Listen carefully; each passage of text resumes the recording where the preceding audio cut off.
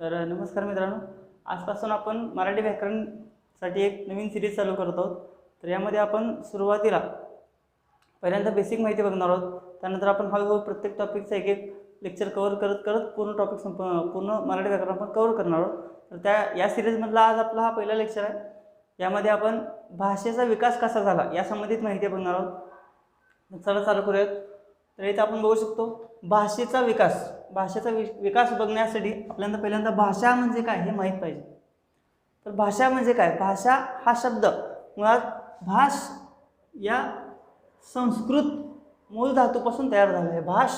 पासून भाषा हा शब्द तयार झाला आहे.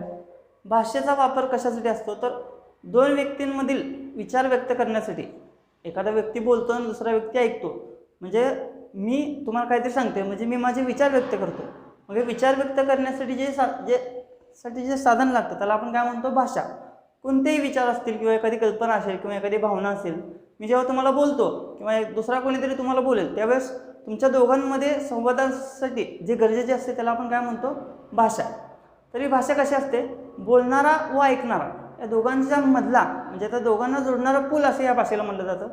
त्यासोबत भाषा ही काळानुसार आणि स्थानानुसार बदलत जात असते. म्हणजे काय? तर समजा महाराष्ट्र आहे. महाराष्ट्रामध्ये मराठी ही भाषा सर्वात जास्त बोलली जाते. तर या इथं कोकणातली जी मराठी भाषा आहे ती थोडीशी वेगळी आहे. सोलापुरातली मराठीची भाषा आहे थोडीशी वेगळी आहे. पुण्यातली मराठी भाषा थोडीशी वेगळी आहे. मराठवाड्यातली मराठी भाषा थोडीशी वेगळी आहे. म्हणजे स्थळ म्हणजे एखाद्या ठिकाणी मराठी भाषा बोलली जाते तर त्याचा अर्थ असा नाही की ती प्रत्येक ठिकाणी तशीच बोलली जाते. म्हणजे स्थळानुसार तीच भाषा वेगवेगळ्या पद्धतीने बदलली जाते. त्याचप्रमाणे काळानुसार मराठी भाषा सध्या ज्या प्रकारे आपण बोलतो त्याच्यापेक्षा काही वेगळ्या शब्दांचा वापर करून मराठी भाषा पूर्वीच्या काळात बोलली जात होती. मग जसा काळ बदलत गेला तसं त्या भाषेमध्ये बदल होत गेले. ह्याला काय म्हणतो आपण? काळानुसार बदल होत गेले. म्हणजेच काय? भाषा ही विचार व्यक्त करते, त्यासोबत भाषा ही बोलणारा आणि ऐकणारा यांचं जोडण्याचं काम करते या दोघांना. त्यासोबत भाषा ही काळानुसार पण बदलते आणि स्थळानुसार सुद्धा बदलते. आणि या व्यतिरिक्त असं आहे की भाषेला नदीची उपमा दिली गेली. नदीची उपमा का? तर भाषा ही अखंड चालू राहणारी क्रिया आहे. भाषा ही कधी संपत नाही. नदीच्या प्रवाहाप्रमाणे भाषेचा प्रवाह हा अखंड चालू असतो. त्याचप्रमाणे भाषेचा प्रवाह जरी अखंड चालू असला तरी तो कायम एकसारखा राहत नाही. तर तो नदीच्या वळणाप्रमाणे वळण घेत जातो. कधी त्याचं वळण बदलतं, कधी ती सरळ जाते, कधी वळण घेत जाते. म्हणजेच काय? एखादी नदी असेल, कधी नदी सरळ जाते, कधी वळण घेते. तर कालांतरानुसार काय होतं? कधी कधी हा जो वळणाचा भाग आहे हा निघून जातो आणि ही नदी सरळ होते.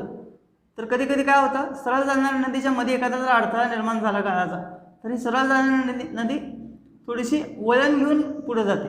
म्हणजेच काय? भाषा याला नदीची उपमा देण्याचं कारण काय? तर ती काही कालांतरानंतर त्याच्यामध्ये थोडासा बदल होतो. ज्याप्रमाणे नदीमध्ये बदल होतो त्याप्रमाणे भाषेत सुद्धा बदल होतो. त्यामुळे भाषेला नदीची उपमा दिली गेली. तर इथं आपण बघू शकतो भाषा. पहिला पॉईंट आहे विचार, कल्पना, भावना व्यक्त करण्याचे साधन म्हणजे भाषा होय. आताच आपण बघितलं. त्यानंतर बोलणारा किंवा ऐकणारा या दोघांना, बोलणारा व ऐकणारा या दोघांना जोडणारा एक पूल म्हणजे भाषा असते. त्यांचे विचार व्यक्त करण्यासाठी, त्यांना जोडण्यासाठी काय असते? भाषेचा वापर होतो. भाषा ही स्थळानुसार व काळानुसार बदलत जाते. मराठवाड्यातली मराठी भाषा वेगळी असते, कोकणातली मराठी भाषा वेगळी असते. त्यानुसार स्थळानुसार बदलते. आणि इतिहासात जी मराठी भाषा वापरली जात होती त्यापेक्षा थोडीशी बऱ्याच प्रमाणात वेगळी अशी सध्याची मराठी भाषा ही बोलली जाते. त्यामुळे ते काळानुसार सुद्धा भाषेमध्ये बदल होतात. त्यानंतर आपण बघू शकतो की स्वरूपात बदल होत जातो म्हणून तिला जिवंत मानले जाते. भाषा ही तिच्या स्वरूपामध्ये नेहमी बदल करत पुढे जात असते. ती अखंड एकसारखी राहत नाही. त्यामुळे भाषा ही जिवंत आहे की मृत आहे या प्रश्नाचं उत्तर जर द्यायचं झालं तर इथं आपल्याला असं म्हणता येईल की त्याच्या स्वरूपात बदल होत राहतो नेहमी, म्हणून ती जिवंत आहे असे मानले जाते. त्यामुळे भाषा ही कशी आहे? जिवंत आहे असे मानले जाते. आत्ताच आपण बघितलं नदीच्या प्रवाहाप्रमाणे अखंड चालत राहणारी ही भाषा आहे. ती कधीही थांबत नाही आणि त्यानुसार जसा तिचा प्रवाह आहे ती कायम एकाच प्रवाहात जात नाही, तर कधी वळण घेते, कधी सरळ जाते. म्हणजे त्याच्या भाषेच्या भाषेत बदल होत जातो. त्यामुळे तिला नदीची उपमा दिली गेली आहे, जी वाहत पण असते आणि कायम तिचा मार्ग बदलत सुद्धा असते. त्यामुळे भाषेला नदीची उपमा दिली गेली आहे. त्यानंतर आता आपण बघूयात भाषेचे किती घटक पडतात. तर भाषेचे 2 घटक पडतात. आता हे 2 घटक कुठले? एकतर भाषा बोलण्यासाठी भाषा ही दोन घटकाद्वारे दाखवता येते, एकतर बोलणे किंवा लिहिणे. त्यामुळे बोलणे हा एक प्रकार आणि बोलणे हा एक घटक आणि लिहिणे हा एक घटक, असे दोन घटक भाषेचे असतात. त्यामध्ये आपण बघू शकतो बोलणे या घटकाचं स्वरूप जर विचारलं तर ते स्वरूप असतं अमूर्त स्वरूप. अमूर्त म्हणजे काय की जे आपण प्रत्यक्ष दाखवू शकत नाही. बोलणे हे प्रत्यक्षपणे दाखवू शकत नाही, पण ती एक भाषा आहे. त्याचप्रकारे दुसरा घटक आहे लिहिणे ही एक भाषेची जी क्रिया आहे ती एक मूर्त स्वरूपाची आहे, म्हणजे ते आपण प्रत्यक्ष दाखवू शकतो. त्यामुळे भाषेच्या दोन घटकामध्ये बोलणे आणि लिहिणे हे दोन घटक येतात आणि त्यामध्ये एक स्वरूप आपण प्रत्यक्ष दाखवू शकतो त्याला म्हणतात लिहिणे, आणि जे प्रत्यक्ष दाखवू शकत नाही त्याला म्हणतात बोलणे. हे अमूर्त स्वरूप बोलण्याचं आणि मूर्त स्वरूप लिहिण्याचं. तर बोलणे हा शब्द मराठी भाषेमध्ये बोलणे हा शब्द संस्कृत भाषेतील बोल या मूळ धातूपासून आलेला आहे आणि त्यासोबत लिहिणे हा शब्द लिह या मूळ धातूपासून आलेला आहे. तर यानंतर आता भाषेचे प्रकार. भाषेचे घटक विचारलं तर दोन, कोणते? बोलणे आणि लिहिणे. परंतु भाषेचे प्रकार कोणते? तर भाषेचे प्रकार ते पण दोनच आहेत, पण ते वेगळे आहेत. तर पहिली आहे नैसर्गिक भाषा किंवा त्यालाच आपण म्हणतो स्वाभाविक भाषा, आणि दुसरी आहे कृत्रिम भाषा, त्यालाच आपण म्हणतो सांकेतिक भाषा. तर या संबंधित सविस्तर माहिती आता आपण बघूयात. तर आता आपण बघूयात भाषेचे प्रकार. तर याआधी आपण बघितले की भाषेचे प्रकार हे दोन होते. पहिली नैसर्गिक भाषा, त्यालाच आपण स्वाभाविक भाषा म्हणतो, आणि दुसरी आहे कृत्रिम भाषा, त्यालाच आपण सांकेतिक भाषासुद्धा म्हणतो. तर एक कॉमन फरक बघूयात पहिला यातला.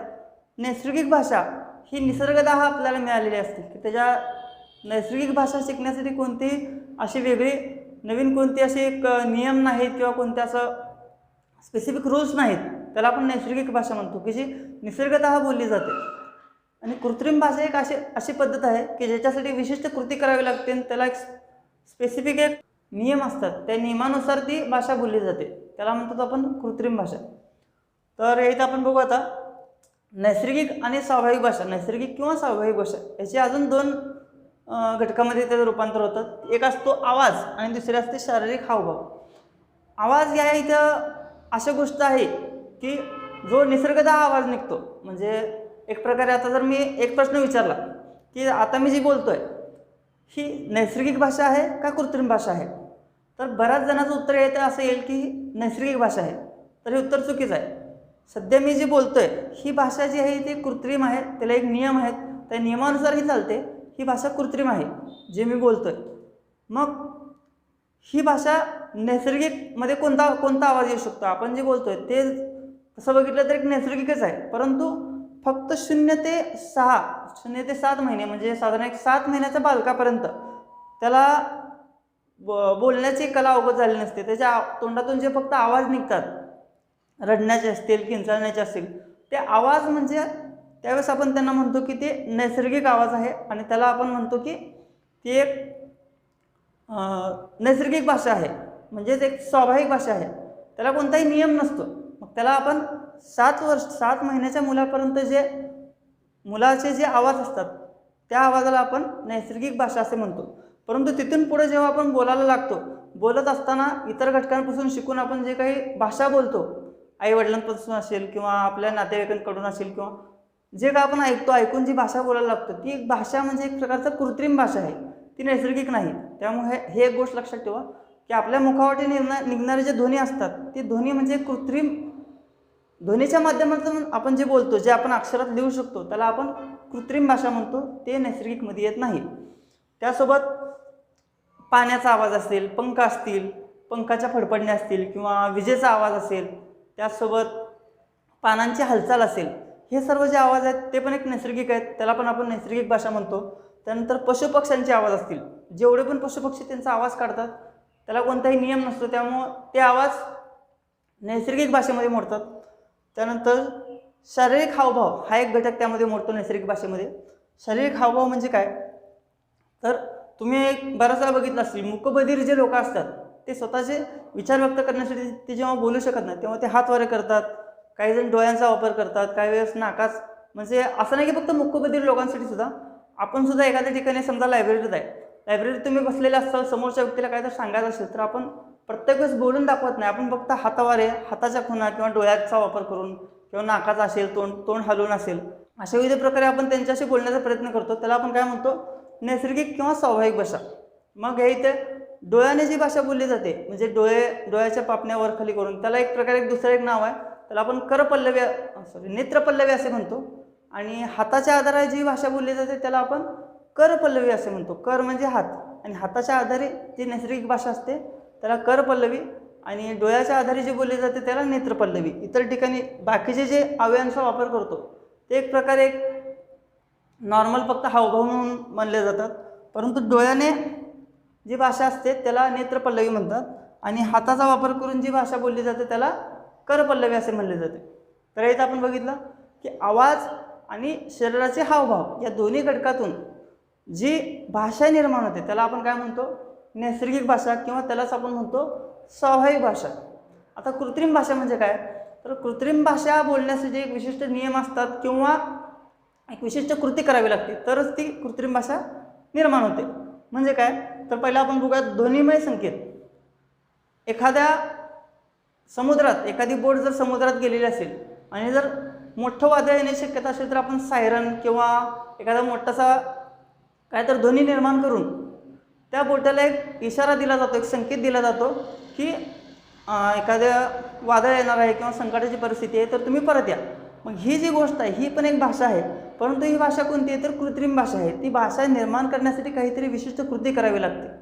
सायरन वाजवणे असेल, हॉर्न वाजवणे असेल, त्यासोबत घंटा असेल. शाळेची घंटा वाजली म्हणजे आपण काय समजतो की शाळा भरली असेल किंवा सुटली असेल किंवा मधला एखादा तास संपला असेल. तर ही एक प्रकारे ध्वनीच्या माध्यमातून निर्माण केलेली भाषा ही एक कृत्रिम भाषा असते.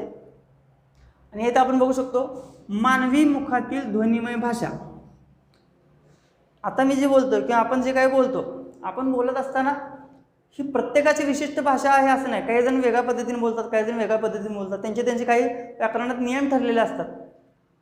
ही भाषा बोलण्यासाठी विशिष्ट काही गोष्टी शिकाव्या लागतात तरच ती भाषा बोलायला जमली जाते. मग त्यामुळे ही जी मानवी मुखातून निघणारी जी ध्वनिमय भाषा आहे, म्हणजे आता मी स म्हणलं तर त्याचा उच्चार आपण विशिष्ट ठरवलेला आहे, कचा उच्चार ठरवलेला आहे. मग या उच्चारानुसार जी भाषा असते त्या ध्वनिमय भाषेला आपण कृत्रिम बनवलं आहे, कारण ते आपण स्वतः बनवलेले आहे, ती निसर्गतः मिळालेली नाही. त्यामुळे त्या भाषेला आपण काय म्हणतो, कृत्रिम भाषा.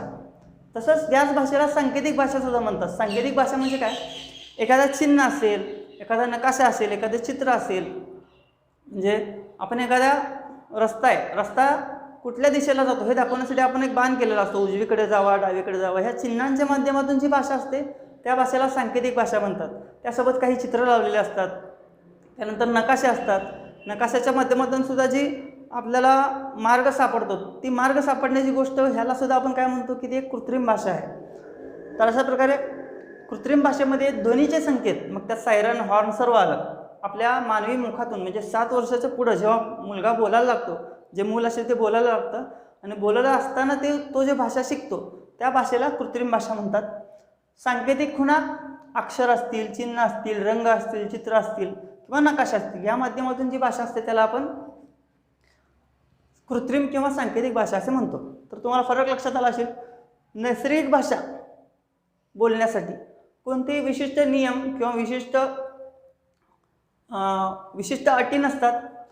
कृत्रिम भाषेसाठी काही अटी असतात आणि काही कृती करावी लागते, त्यानुसारच ती कृत्रिम भाषा बोलली जाते. असा एक कॉमन फरक यामध्ये आहे. तर ह्याच्यानंतर आपण भाषेचे कौशल्य काय आहेत ते आपण बघूयात. तर आता आपण बघूयात भाषेचे कौशल्य. भाषिक कौशल्य म्हणजे काय. एखादी भाषा मराठी असेल, इंग्रजी असेल, हिंदी असेल, कोणतीही भाषा शिकण्यासाठी काही मूल घटक हे गरजेचे असतात. त्यांना आपण म्हणतो भाषेचे कौशल्य, म्हणजे भाषा शिकण्याचे कौशल्य.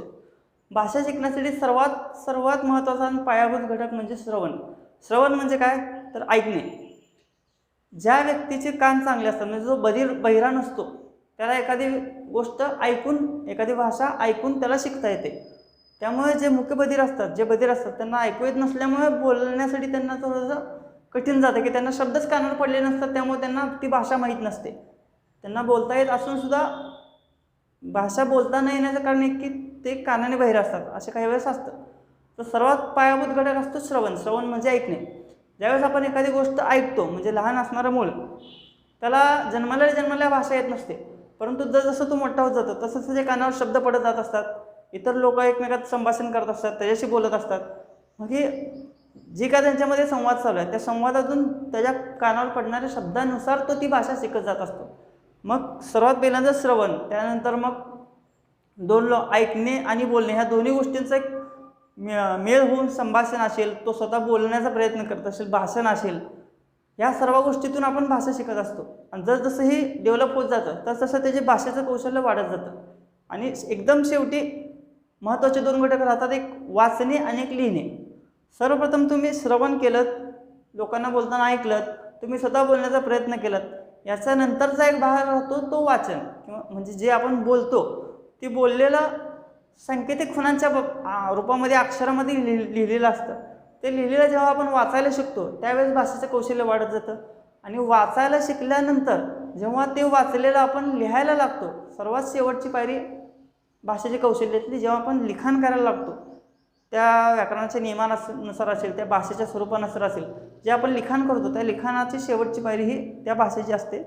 मग अशा प्रकारे भाषेचे एकूण 5 कौशल्य आहेत. पहिलं कौशल्य आहे श्रवण, ऐकणे. एखादी नवीन भाषा शिकण्यासाठी सर्वप्रथम आपल्याला ती भाषा ऐकावी लागते.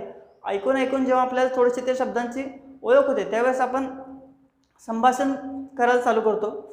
समोरचा एखादा बोलतोय ते आपण ऐकतोय, आपण तसं बोलण्याचा प्रयत्न करतोय, त्याला म्हणतात संभाषण. त्यानंतर एक प्रकार होतो भाषण, म्हणजे कोणतेही संभाषण न ऐकता, दुसऱ्याचे एखादे शब्द कानावर न घेता आपण स्वतः काहीतरी बोलण्याचा एकटाच प्रयत्न करतो, ते असते भाषण. हे दोन्ही घटक या एका घटकावर अवलंबून आहेत, श्रवणावर. जे आपण ऐकतो त्यानुसार आपण बोलण्याचा प्रयत्न करतो. मग संभाषण झालं, भाषण झालं, ही सर्व प्रक्रिया पूर्ण झाल्यानंतर हळूहळू आपण वाचनाकडे वळतो. आणि वाचनानंतर सर्वात शेवटची पायरी आहे लेखन. तर भाषिक कौशल्य किती असा जर प्रश्न विचारला तर त्याचं उत्तर आहे 5. सर्वात मूळचं कोणतं तर श्रवण, आणि सर्वात शेवटचं कोणतं तर लेखन. म्हणजे सुरुवात श्रवणापासून होते आणि शेवट लेखनापाशी होतो. त्यामुळे हा क्रमसुद्धा लक्षात ठेवा: श्रवण, संभाषण, भाषण, वाचन आणि लेखन. त्यानंतर आहेत भाषेची रूपे. आता प्रत्येक ठिकाणी वेगवेगळी भाषा बोलली जाते, मग त्या भाषेच्या रूपानुसार त्याला काही नावं दिलेली आहेत. तर इथे आपण बघू शकतो मातृभाषा, बोलीभाषा, प्रादेशिक भाषा, प्रमाण भाषा, राष्ट्रभाषा. आता बऱ्याच जणांनी इथं कन्फ्युजन काय होतं, मातृभाषा आणि बोलीभाषा ही दोन्ही भाषा एकसारख्या वाटतात. तर या दोन्हीत फरक आहे. जेव्हा आपण आपल्या घरात जी भाषा बोलतो त्या भाषेला आपण मातृभाषा म्हणतो. आपण जे आपल्या पूर्ण घरामध्ये जी भाषा एकच असेल, काय असं नाही की 2-3 भाषा असू शकतात, पण आपण एक गृहीत धरू.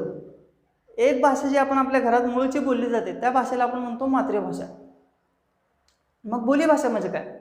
आपल्या व्यवहारामध्ये जिथं आपण राहतो त्या ठिकाणी आपल्या व्यावहारिक बोलण्यासाठी जी भाषा आपण वापरली जाते त्याला बोलीभाषा म्हणतात. म्हणजे समजा तुम्ही तुमच्या घरात मराठी ही तुमची मातृभाषा आहे, परंतु तुम्ही राहायला जर उत्तर प्रदेशमध्ये असाल तर उत्तर प्रदेशमध्ये बऱ्याच प्रमाणामध्ये हिंदी बोलली जाते.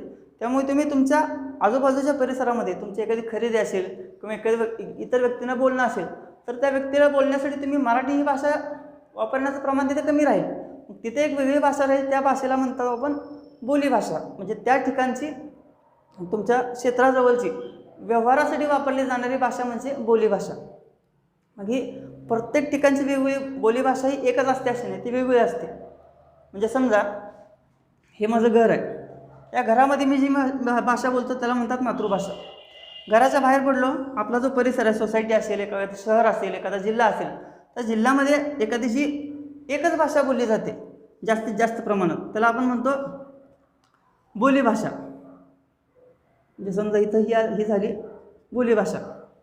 मातृभाषा आपण घरात बोलतो, बोलीत भाषा आपल्या परिसरात व्यवहारासाठी बोलली जाते. प्रादेशिक भाषा आणि बोलीभाषेमध्ये अजून थोडासा बराच वेळा कन्फ्युजन होऊ शकतं की इतर परिसरामध्ये म्हणजे प्रादेशिक भाषा म्हणजे विशिष्ट प्रदेशातली भाषा, ठीक आहे. मग प्रादेशिक भाषा पण विशिष्ट प्रदेशातली असते आणि बोलीभाषा पण विशिष्ट प्रदेशातली असते. पण ह्या इथे एक गोष्ट लक्षात घ्या. समजा सोलापुरात आपण आहेत, मी सोलापूर जिल्ह्यात राहतो, समजा सोलापूर जिल्हा, या सोलापूर जिल्ह्याची एक बोलीभाषा आहे स्पेसिफिक, कॉमन आपण मराठी गृहीत धरू. पण फक्त मराठी बोलली जाते का? सोलापूर जिल्ह्यामध्ये मराठीसुद्धा बोलली जाते, कानडीसुद्धा बोलली जाते, त्यासोबत तेलुगू भाषासुद्धा बोलली जाते, काहीजण हिंदीसुद्धा बोलतात जास्त. मग अशा प्रकारे अनेक बोलीभाषांचा संगम सोलापूरच्या पूर्ण आवारात आपण बघू शकतो. ह्या बोलीभाषा या व्यवहारापुरता त्यांच्या त्या व्यक्तींसाठी असतात. परंतु प्रादेशिक भाषा म्हणजे काय? आता हे पूर्ण महाराष्ट्र आहे, ह्या महाराष्ट्रामध्ये अनेक बोलीभाषा आहेत, परंतु पूर्ण महाराष्ट्राची एक स्पेसिफिक एक भाषा असते की इतर बोलीभाषां म्हणजे या सर्व बोलीभाषांमध्ये एक समजा आपण मराठी गृहीत धरू, मराठी ही भाषा सर्वात जास्त त्या प्रदेशात बोलली जाते, त्यामुळे त्या प्रदेशात त्या बोलीभाषेचं प्रमाण जास्त प्रमाणात ती बोलली जाते, त्यामुळे त्या प्रदेशाच्या भाषेला प्रादेशिक भाषा म्हणून मराठी आपण इथे गृहीत धरू शकतो. म्हणजेच बोलीभाषा एखाद्या प्रदेशात अनेक बोलीभाषा बोलल्या जातात, परंतु त्या बोलीत भाषेपैकी एक भाषा अशी असते ज्याचा वापर जास्त होतो, त्यामुळे त्या भाषेला प्रादेशिक भाषेचं रूप प्राप्त होतं. कळलं? मातृभाषा घरात वापरली जाते, प्रादेशिक भाषा आपल्या व्यवहारासाठी वेगवेगळ्या ठिकाणी वेगळी वापरली जाते. प्रादेशिक भाषा ही त्या पूर्ण प्रदेशामध्ये इतर सर्व भाषांच्यापेक्षा जी भाषा जास्त बोलली जाते त्या भाषेला प्रादेशिक भाषा म्हटलं जातं. आता पुढचा भाग आहे प्रमाण भाषा. प्रमाण भाषा म्हणजे काय? एखादे पुस्तक असतील, वाङ्मय असतील किंवा इतर एखादं साहित्य असेल, वर्तमानपत्र असेल, त्या वर्तमानपत्रांमध्ये छापून येणारी जी भाषा असते ती विशिष्ट लोकांच्या लोकसंख्येनुसार त्यांना जी भाषा जास्त सोयीस्कर आहे त्या सोयीस्करनुसार एक भाषा प्रमाण ठरलेली असते. ही भाषा जास्त इथं उपयोगाला येऊ शकते. मग त्यावेळेस पुस्तक, वर्तमानपत्रे, परत इतर अजून जे काही लिखाणाचे साहित्य आहेत, साहित्य संपदा असेल किंवा वाङ्मय असतील, या सर्वांची जी भाषा असते त्या भाषेला आपण प्रमाण भाषा असे म्हणतो. आणि शेवटचा एक प्रकार आहे राष्ट्रभाषा. संपूर्ण देशाने त्यांच्या देशात एखादी भाषा ही राष्ट्रभाषा म्हणून, संपूर्ण देशामध्ये एखादी भाषा ही राष्ट्रभाषा म्हणून घोषित केलेली असते. जसं भारतामध्ये हिंदी ही राष्ट्रभाषा आहे. म्हणजे तुम्ही भारताच्या कोणत्याही क्षेत्रात गेलात तर तिथं इतर भाषेंव्यतिरिक्त एक भाषा ही कायम असणार, ती म्हणजे हिंदी. मग अशा प्रकारे राष्ट्रभाषा ही पूर्ण देशासाठी असते. प्रमाण भाषा ही पुस्तक, ग्रंथ, वर्तमानपत्र यासाठी असते. प्रादेशिक भाषा विशिष्ट प्रदेशापुरती असते, जास्त प्रमाणात बोलली जाणारी. बोलीभाषा व्यावहारिक भाषा असते आणि मातृभाषा ही तुमच्या घरात बोलली जाते. ठीक आहे. तर अशा प्रकारे आपण भाषेच्या संबंधित बऱ्यापैकी माहिती इथं बघितलेली आहे. आता यानंतर आपण भारतातील जे काही भाषा आहेत त्या भाषेची संबंधित थोडीशी माहिती आपण पुढील लेक्चरमध्ये बघणार आहोत. आतापर्यंत जेवढं काय आपण झालं आहे या सर्वांचं तुम्ही एखादे नोट्स तयार करा किंवा व्हिडिओ 1-2-3 वेळा बघा. बघूनसुद्धा तुम्हाला हे गोष्ट सर्व लक्षात राहू शकतात. या भागावर जे काही प्रश्न याआधी विचारलेत त्या प्रश्नांचा तुम्ही थोडासा सराव करा. तर आशा करतो की तुम्हाला माझं हे लेक्चर नक्कीच आवडलं असेल. आणि माझ्यासंबंधित अजून काही माहिती हवी असेल तर मी डिस्क्रिप्शन बॉक्समध्ये थोडीशी माझी माहिती दिलेली आहे. बाकी इतर गोष्टी काही जास्त सांगायची मला गरज वाटत नाही. आणि त्यानंतर हे जे आपली सिरीज चालू आहे हे अशीच कंटिन्यू चालू राहावं अशी तुमची जर अपेक्षा असेल आणि तुम्हाला जर माझं शिकवणं समजत असेल तर हे व्हिडिओज जास्तीत जास्त तुमच्या मित्रांपर्यंत पोचवा, शेअर करा. तुम्हाला या लेक्चर्स बाबतीत असेल किंवा एखादे सजेशन असतील तर नक्की मला कमेंट करून सांगा.